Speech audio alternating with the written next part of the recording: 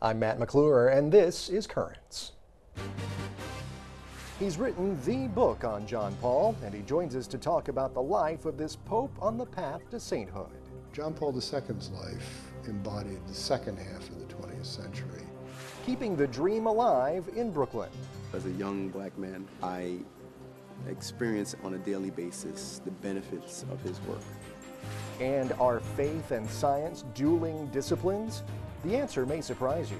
The believer and the scientist are the same person.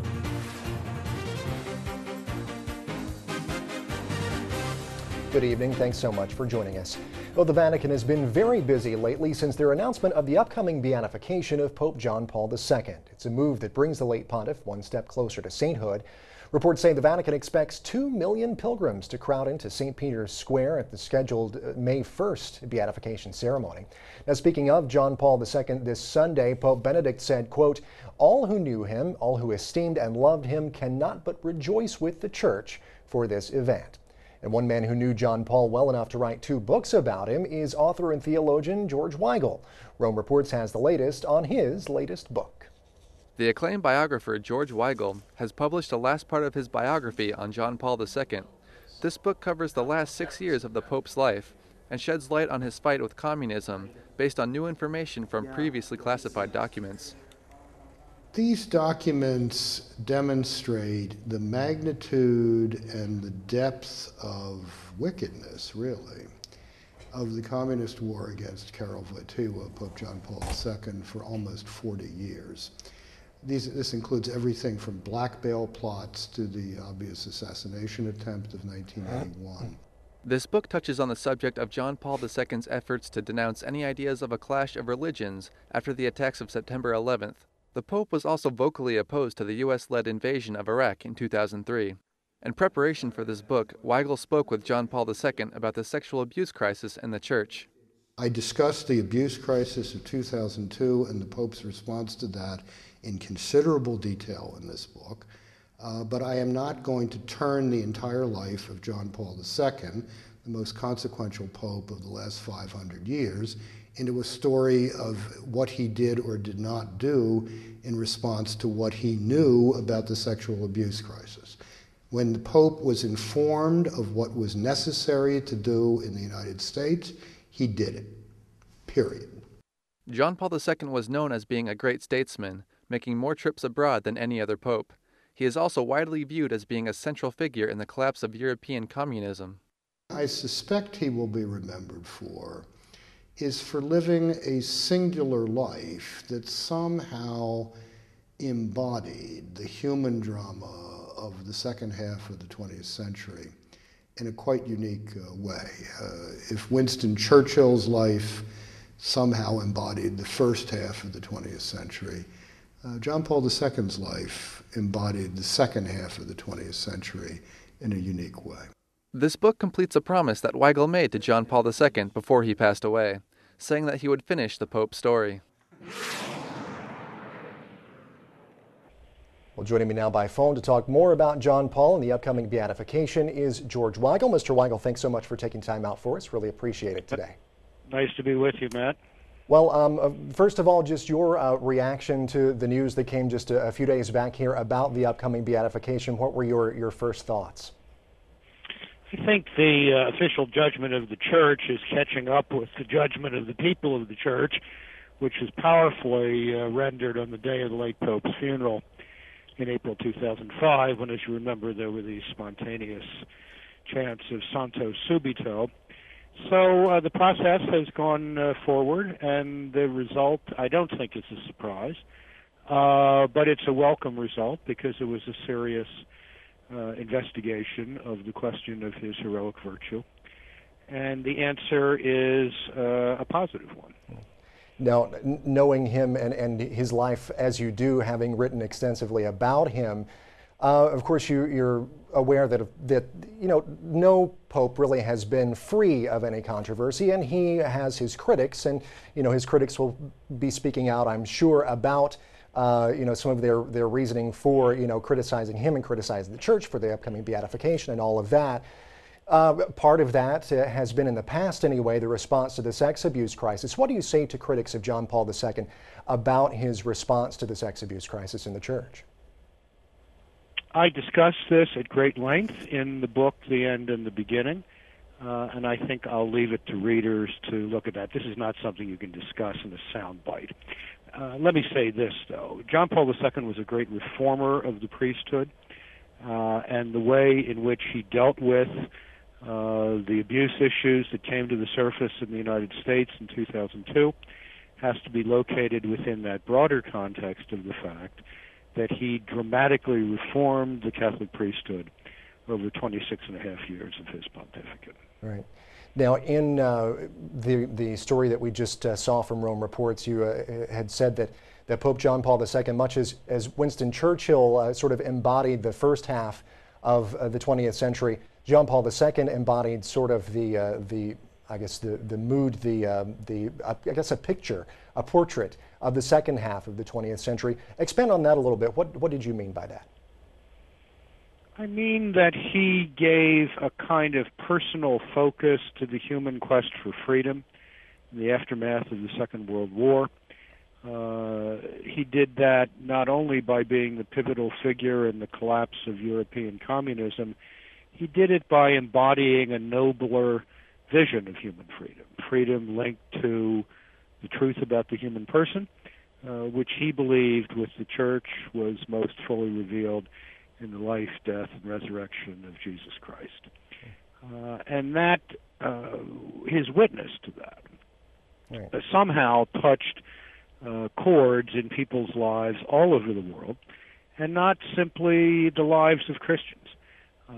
This is, in a sense, an ecumenical and interreligious event, this beatification. And I think that will be manifest on May 1st. All right. Well, The End and the Beginning is the book. George Weigel, the author, who has written, of course, extensively about Pope John Paul II. We thank you for joining us here today on Currents to discuss and share your thoughts on the upcoming beatification. Really appreciate it. Thank you, Mark. Well, stay tuned. There's much more Currents coming up ahead. When we come back, the church keeps Martin Luther King Jr.'s dream alive. We'll have that story and the rest of the day's headlines next.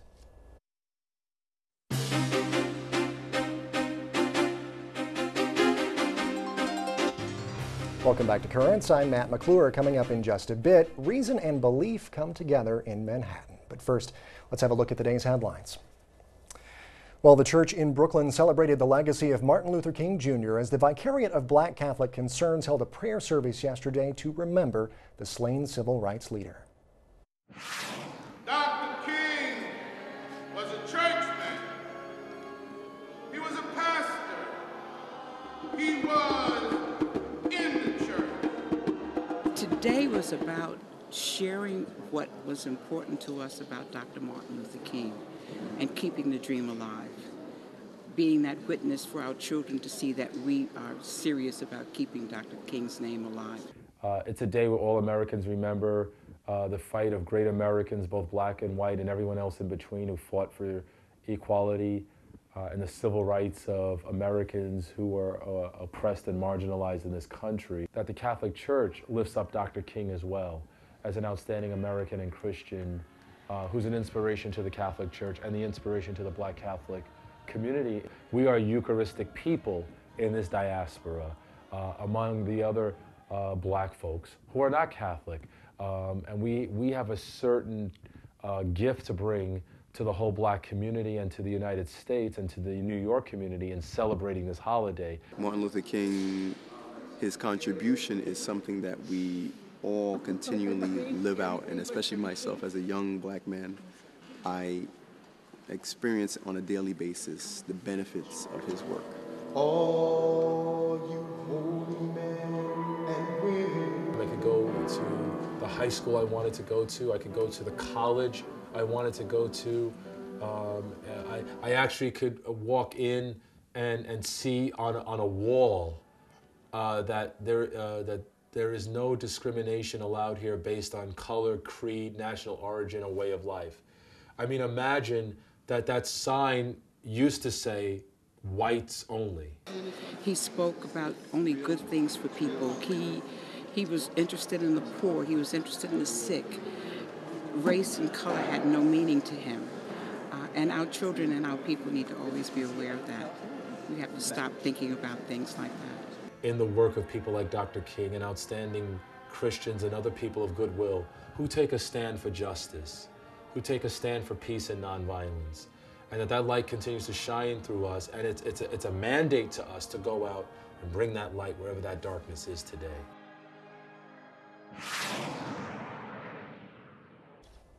Meanwhile, the Caribbean American Chamber of Commerce used its annual Martin Luther King Jr. Small Business Power Breakfast to remember both Dr. King and Haiti, a year after the earthquake devastated the island nation. But he was a revolutionary. Peace was just a tool that he used, but it was a very dangerous tool like any other. As a matter of fact, he was killed because of it. Now, his speech, I Have a Dream, talked about liberty, equality, and justice for people who are being oppressed. I Have a Dream can also be adapted to individuals who want to better themselves, who have a dream of success, of a better life for their families. Every year we incorporate our membership meeting with a tribute to Dr. King. We decided to incorporate in the salute today, remembering Haiti 1 year after. We try to bring our members together to help a country in need. So while we help ourselves, while we access the resources that are available, we feel that we have to give something back to the needy. The words that come to mind as far as his words are like life's persistent and urgent question is what are you doing for others? Is really to spread that amongst the community and really seeing how we're able to help our sisters and brothers that are there. Brooklyn is home to the largest Haitian population. And so around this time, as you know, the earthquake in Haiti happened last year on January 12th, which is so close to Dr. King's birthday. And so all of what is happening in Haiti, the turmoil, the political unrest, that it fits right into what Dr. King talked about. Dr. King's dream of justice, peace, and brotherhood reminds us that above all, we're human beings, and it's our humanity that connects us all, and that we have always to strive to work together to build peace. Even though I'm from the English-speaking community, it is imperative that we help to rebuild Haiti. Well, in Washington, the Supreme Court has rejected an appeal from opponents of Washington, D.C.'s same-sex marriage law. The opponents were trying to get a ballot measure to allow D.C. residents to vote on whether marriage should be defined as between a man and a woman. In rejecting the appeal, the Supreme Court did not comment. From California, vandals struck two Catholic churches just 20 miles away from each other. In both cases, the phrase "Kill the Catholics" was spray painted on the churches. Both acts of vandalism were discovered on the same morning. Now, a third act of vandalism on a nearby pet store also had a reference to Catholics. No word on whether all those incidents are related. Well, news now from Brazil, where Caritas International says torrential rains over the past week caused the worst natural disaster in that country in 40 years. Caritas says rescue and aid operations are difficult as access to many areas is limited. Close to 700 people have died. More than 13,000 are now homeless. The death toll is expected to rise. And finally, a New Yorker has joined Pope John Paul on the path to sainthood. Pope Benedict has approved the cause of Father Nelson Baker, a priest of the Diocese of Buffalo, who before entering the priesthood fought in the Civil War. After becoming a priest, he built up a network of charitable institutions in the area. Baker also began fundraising to build Buffalo's Our Lady of Victory Basilica, which was completed in his lifetime. Stay with us, there's more currents coming up. Just ahead, history was made this weekend as 3 former Anglican bishops became Catholic priests. We'll take a look at what it means for the Catholic Church.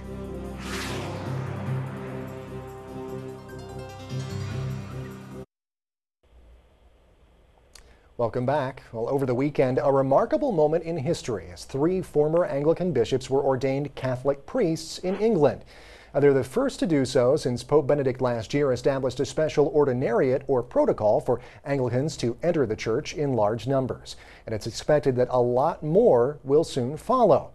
Joining us now to put all of this into context is veteran Vatican watcher and Currents contributor Rocco Palmo. Rocco, thanks for joining us. Anytime, Matt. How are you? Great, great. Nice to see that you're, surviving all the wintry blast that we've been having here. I know. Not easy. I know. Not easy. Right, but right. That's just life. Right, exactly. It is just life. Well, as we look at what happened over the weekend across the pond, give us first of all sort of the perspective on this. How big of a deal is this really?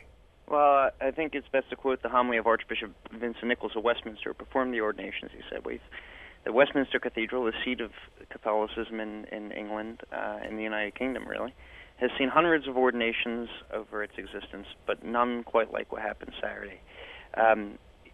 Over the centuries, especially over the last couple of decades, there have been scores, if not hundreds, of former Anglican priests who have come over. There have also been a couple former Anglican bishops. But even when the bishops have come over, they've needed to go to at least a year to a seminary or have some sort of preparation. Within 2 weeks, these three former bishops were received into the church, confirmed, and ordained. Ordained deacons on last Thursday, and then priests on Saturday. So considering that normal seminary is 7 years, it's kind of light years. And beyond that, the Vatican announced the plan, the Anglican Cedibus initiative, back in November 2009. Here we are in January 11.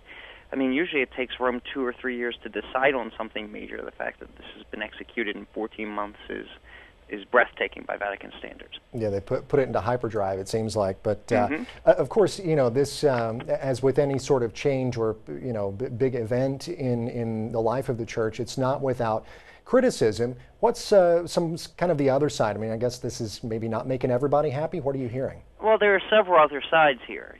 You've got first off, obviously, you have folks in the Church of England who feel like they're being kind of left behind, or that to quote one press report at the time of Anglican Cedibus, that the Pope had parked his tanks on the grass in front of Lambeth Palace, the residence of the Archbishop of Canterbury.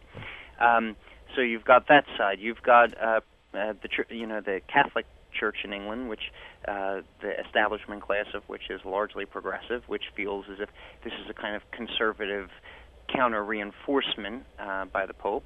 And then you have the secular press, who, there was an editorial that ran on Sunday in The Guardian, one of the major British papers, the day after the ordinations, calling this a victory for misogyny and an exercise in power politics, because, of course, so much of the Orthodox Anglicanism, the Anglo-Catholic wing of the Church of England, the Anglican community in general, is seen as not so much wanting, to be Catholic suddenly, as so the protest line goes at least, but that it's an opposition to women priests, women bishops, women deacons. And the three bishops who were ordained, it should be noted, two of them were not the heads of dioceses, but what were called flying bishops, who ministered to the whole country. Those parishes, those places which wouldn't accept the ordained ministry of women in the Church of England. Gotcha. One last question here, Rocco. Where do we go from here, and when does it look like some of this might happen in the U.S.? Of course, obviously, it's been set up. I guess the wheels are in motion, but when could we see something like that here? Well, it was important for the Vatican to start the English one first, because at least it would be a manageable size to get everything together. They're all going to be ordained, by the way, all the priests, 50 priests, 30 parish groups coming over are going to be ordained by Pentecost, and everyone received into the church. But here in the States, and also there are going to be structures like this in Australia and in Canada. The American structure is arguably going to be the largest, so it's going to take the most legwork. Last week, a source of mine told me that the U.S. Conference of Catholic Bishops has received requests by the hundreds from groups around the country. We should be seeing something probably here in the States, probably toward the fall. It's going to be interesting to see who's chosen as the ordinary, the new head of it, whether it's someone who's already Catholic or one of the former Anglicans, someone who could be made a bishop. There are all sorts of variables. So, again, it's going to look, I think, fairly different here in the States than it is in Britain and again, in Canada and Australia. They're going to move at different paces. But all of these jurisdictions should be set up within the next year. So that gives us a lot more to talk about. All right. Well, Rocco Palmo, always plenty to talk about. And I'll tell you, there's never a dull moment. Never a dull moment. Rocco Palmo, Whispers in the Loggia and Currents contributor. Thanks so much for being here. We appreciate it. Anytime, Matt. Talk to you soon. Stay warm. Thanks. You too. We'll stay where you are. There's much more Currents coming up. When we return, listen up, true believers. Science may have something to say to you. Evolution and God do mix, Pope. And you couldn't have said it any better than that.